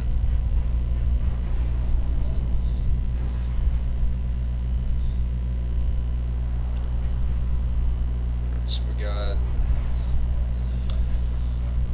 $2.50 initial charge, 40 cents per 1/5 mile, 40 cents per 2 minutes stopped slow traffic, $1 weekend surcharge 4 to 8 p.m., and 50 cents per night surcharge 8 p.m. to 6 a.m. See, like, I really like that kind of detail that they have in the game. Sure, it takes place in a parodied world based on the US, but it doesn't mean they can have a more serious and more down-to-earth kind of thing. Such as this. Like, I really like that, how they went the extra mile with all the details and stuff. Please note, we're talking about a game from about 6 years ago. I say about because it came out in 2013. It's 2019, but this game came out in September of 2013. But if we're talking about the next gen version, which is, like, okay, here's what I think. Rockstar knew that the PS4 and Xbox One were coming out by the time GTA 5 came out, originally. So honestly, I just think that GTA 5 on Xbox 360 and PS3 is just a port of the game, because it hasn't been updated since the last official update on there, because it hasn't gotten gun running and stuff. It's just, Yeah, well, on here, it's been constantly updated, like, week after week, and we've still been getting content updates, like, you know, still.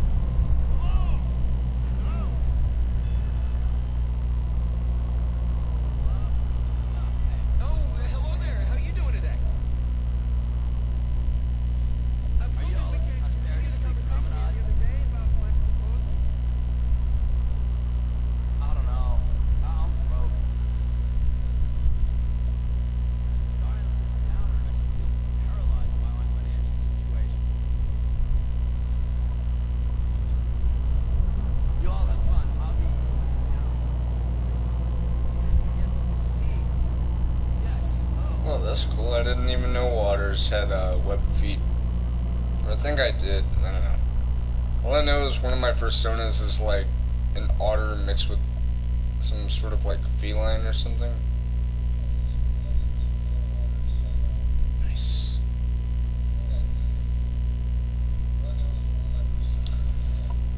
Like, his name is Finn Surfell, and just recently I talked to one of my friends, or I wouldn't say just recently, this is more like at least a week ago. I told one of my friends on Facebook that he is actually partially Australian because his dad was a thylacine, but his mother was actually from the Texas territories, like one of the Texas areas known as, well, from his version of Earth, it's just simply known as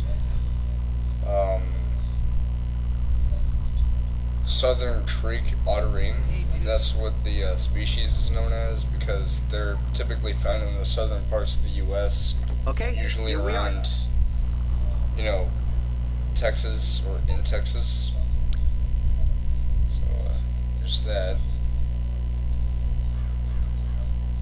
Yeah, like the thing about my personas is that I've always liked things with like detailed lore about them. Like, for example, Rex is from a planet known as Pradon. There's Ghost Finnos, who is also from another planet. And Finn is basically from an alternative version of Earth, where, like, a large majority of animal life has evolved heavily into more human-like creatures, and they have decided to coexist with humanity and make a new utopian city built above the ocean called Oceanopolis. Like, typically some people will have lore about their characters, or it may just be, like, just some cute little character like a wolf or something. What I like to do is, since I like having storylines and things, you know, why not give a storyline to my characters? Like, Rex, in his spare time, likes to hang out and chill out, but he is a galactic mercenary and partially bounty hunter. Ghost is much the same, and both Ghost and Finn, or no, not Finn, Ghost and Rex live with their adoptive father, Kibev, who is a reptile-ish, or is a reptilian creature that's sort of like a raptor, but they aren't really particularly aggressive. They're called raptrites, I think. Raptrites. And basically, they're just raptors with human-like features. Like, they aren't meant to be creepy, though. Like, they'll have, like, eyes sort of like humans. Anyway, let me just, yeah.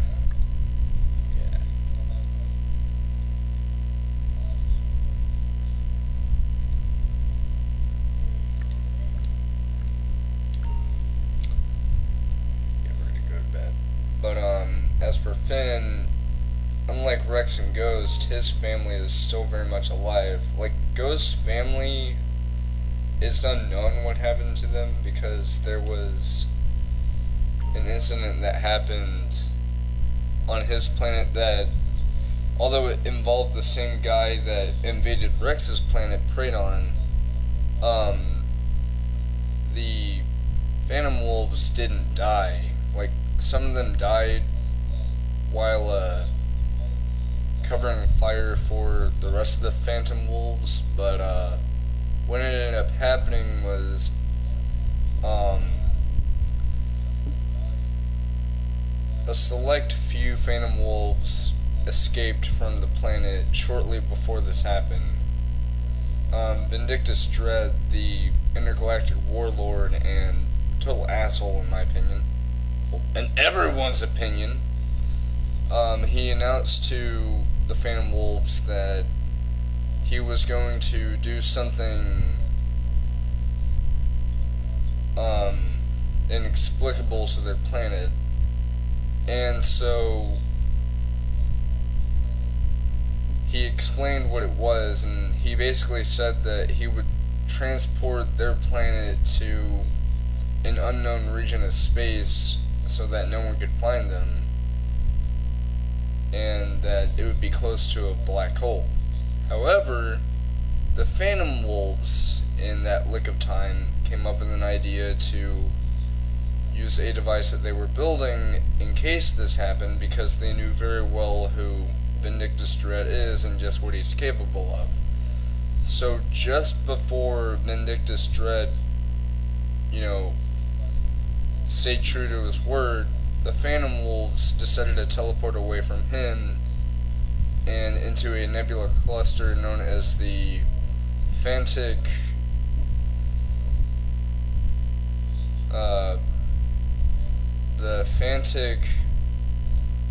Chromus Nebula, I think. It's called Chromus because it has a sort of like rainbowish look to it. Like it has like differently colored nebulaic clouds. But the Fantic part of the name comes from the fact that it shares anomalous properties with Phantom Wolves. This is because of the fact that Phantom Wolves are known to be living, breathing anomalies, but they are not evil in any sense. They are purely goodwill people, especially ghosts, and they've always vowed to do good, but they are capable of doing very anomalous things, such as phasing in and out of existence, being cloaked due to bending light throughout their bodies, all that kind of stuff, but never once have they ever done anything in a way that would harm someone innocent. They've always used that for a strategic or tactical advantage to gain the upper hand on their opponents. And it's worked almost all the time. The only few occasions where it didn't work were, of course, against Vindictus Dread. And then there was another warlord who met his end fighting against the Phantom Wolves, known as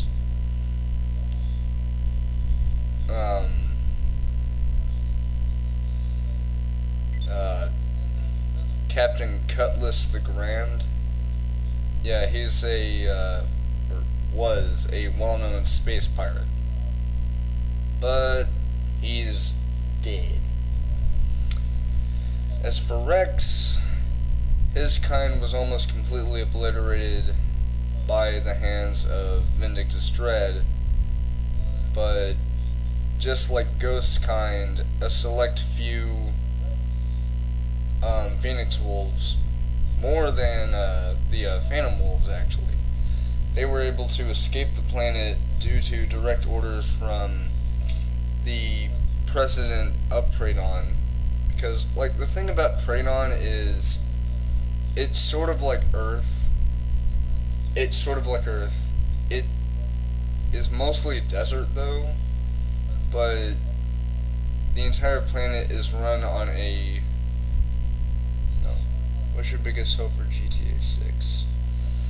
My biggest hope is that the rumors are true about going to different cities, because that's what someone who reportedly has worked at Rockstar has said. So I really do hope that we can do that, because it would sort of harken back to GTA San Andreas, where you started off in, Los Santos, then you went off into Bone County, and then you went off into San Fierro, and then I think you went into the desert, which I think was Red County, if I'm not mistaken. I never got farther than part way into San Fierro. And yes, I did do the train mission by myself.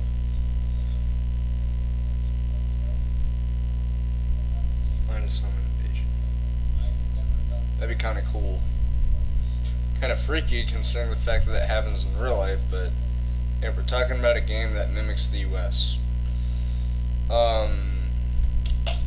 Anyway, going back to what I was saying about my personas, but the thing about the democracy and how it works on Pradon is that it is run by one singular person, because of the fact that the planet is or was run predominantly by the species that was born there, which is the phoenix wolf, which is the most prominent species that you would have found there. However, since the incident,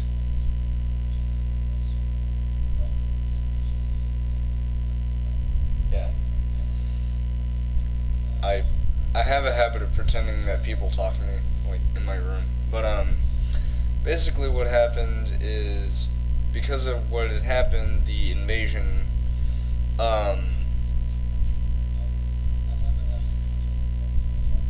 like, they run under a new leader, but they still share the same government ideals, which is freedom for everyone, and, you know, all that gobbledygook. But, because of what was happening during the invasion, direct orders were given by the president of Pradon to either seek shelter in an underground shelter, just like you would in a thunderstorm or, you know, a nuclear bomb or anything like that, but space, so it would be bigger than a nuclear bomb. Anywho, that or get to evacuation as soon as possible. A large majority of the Phoenix Wolves chose to evacuate. Many of them decided to stay in shelter in place, and the thing is, on the way to evac, a bunch of Phoenix Wolves died due to being attacked, but the ones that did survive, they were immediately evacuated from the planet, Rex included. But as for the Phoenix Wolves who took shelter, they were eventually found and imprisoned, and it was later confirmed that 30% of the imprisoned were then killed, but the remaining 70% of those that were imprisoned were later liberated by resistance forces that had resided on Pradon after that event. So, for an exact number of how many Phoenix Wolves there are now, there were originally 2,567,000 Phoenix Wolves. No, I'm kidding. The exact number was 27,560,240 Phoenix Wolves. The number now, due to the onslaught, is now severely limited due to the event, and it is now at a drastically lowered 12,367 Phoenix Wolves remaining. As for Phantom Wolves, only a few died during the invasion by Vindictus Dread. So, other than that, the entire population of Phantom Wolves is still very much alive, but they are still within that nebula cluster. And the thing about the nebula cluster is, because it is psychically controlled by Phantom Wolves, not psychically, it's just basically the nebula is essentially alive. Partially because of a grand star in the middle of the actual nebula. And this grand star gets the name of the Elder Star because of the fact that it is essentially like the elder of that cluster. And what's interesting about it is, I say that it's alive, but then again, stars live and die. But this star is literally alive in the sense that it was actually the former soul of a cosmic deity that had died due to a great clash in space known as the Grand Scale cosmic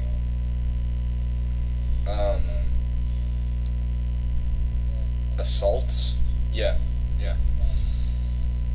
That was it, right, Ghost? Yeah, alright. Basically, what had happened was this cosmic deity known as Dynamos.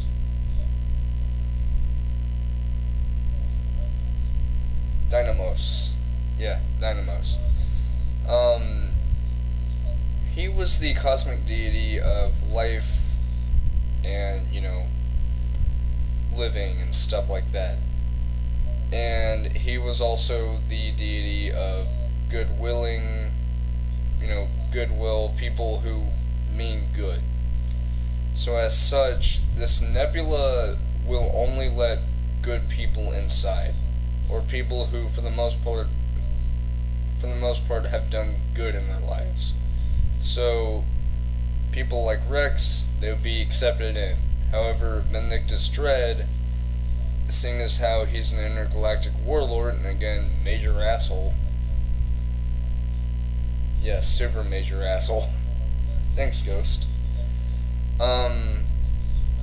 He wouldn't be allowed in unless he had certain equipment that could bypass the nebula barrier that protects the nebula cluster.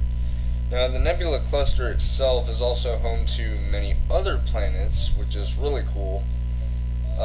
Those planets have not yet been identified by galactic authorities or any galactic travelers or anything of the like, but once it has been discovered and, revealed what those planets are, they will get to us. I'm talking, of course, about, fiction, my character's universe. I'm not talking about real life, by the way. But I think with all that being said, I am about ready to go ahead and hit the hay after I really have to take a piss. So I hope you guys have enjoyed this. If you did, then please like, comment, and subscribe, as well as turn on notifications and let your friends know about this channel. So I did mention monetization. This means that I now have a subscription goal. I know in the past I've said I don't want to do that, because for the longest time I was kind of worried about monetization, but honestly, now that I have a job and all that stuff, sure, I have a primary source of income, which I'm getting my first paycheck on my 10th. Whoops. But I really want to, focus on having a career as a YouTuber, and not just having a career as working at a movie theater as a dishwasher. Which, that's fun. It takes a lot out of me, but it's fun. But being a YouTuber and being monetized has been something that has been on my mind for a couple of years now, ever since I found out that you could actually do that, which blew my freaking mind whenever I found that out. But yeah, as of now, I currently have a sub goal of 1,000, and I would like to grow even more past that, because my whole journey of being a YouTuber isn't just to make people laugh, feel excited, and all that stuff. I want to grow. I want to bring more people in. I want to make a great community, like my goal was from day one whenever I started streaming on here. I don't want any of that to go away anytime soon. So I would like people who either have seen this kind of earlier whenever you guys were watching during the stream, although it's just, well, 2 people. But I would like any of my viewers who watch my channel whenever they can to just let your friends know about this channel.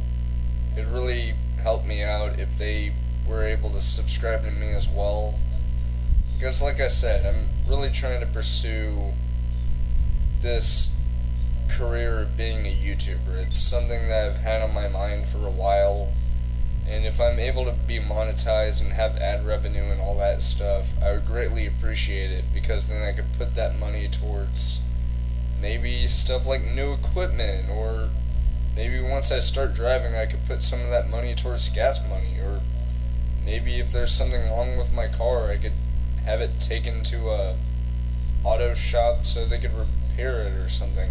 You know, stuff like that. I won't splurge the money on like, oh, I'm gonna get some super expensive supercar and then crash it into a wall 5 minutes later. No, I'll be a responsible person.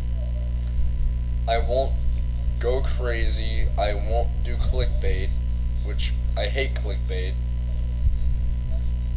Like, I'm an honest person. I really am.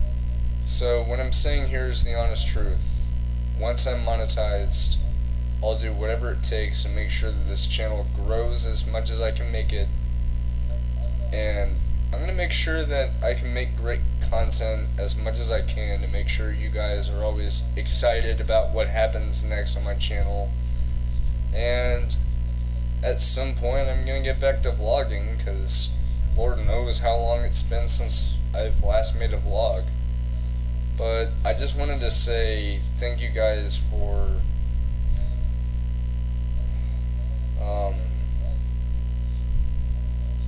almost 3 years of continued support. Because as you all know, my channel first started streaming June 15th of 2016. That was a while after I graduated, and a little while after I went on a trip to Colorado for the first time, which is a gorgeous state. I'd highly recommend going there for a trip. The mountains there are very beautiful, and the people there are very nice. Plus, it is the first state to have legalized marijuana, so for those stoners and pot lovers, there's your gateway. I'm not saying that as an insult, by the way. I honestly don't mind if someone does pot, but if they do it and then they start driving, like, you know, just doing something under the influence that could get them in real trouble, then that's when I start to take issue, because I know I'm just one guy, but I genuinely do care about just people around me. Like, earlier today I saw that crash happen, which I mentioned earlier on the stream, and I actually started feeling sad about the person who got hit. They weren't on foot, they were in their car, but their car got hit by someone who was trying to exit. Like, the person who was trying to exit out of a parking lot, they were paying attention, but the person who got hit, they were trying to turn into the parking lot, but they got hit because they were turning at the wrong spot. But all I'm saying is, I'm a very caring person. Monetization is my #1 priority, as well as, you know, continuing to work as much as I can, and maybe at some point, you know, I'll start driving and maybe I'll get a car.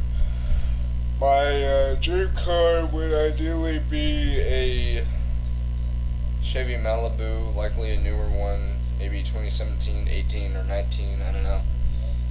But nonetheless, like, I really want to get things moving, especially in time for the summer, because I'm planning on doing something really big this year for E3.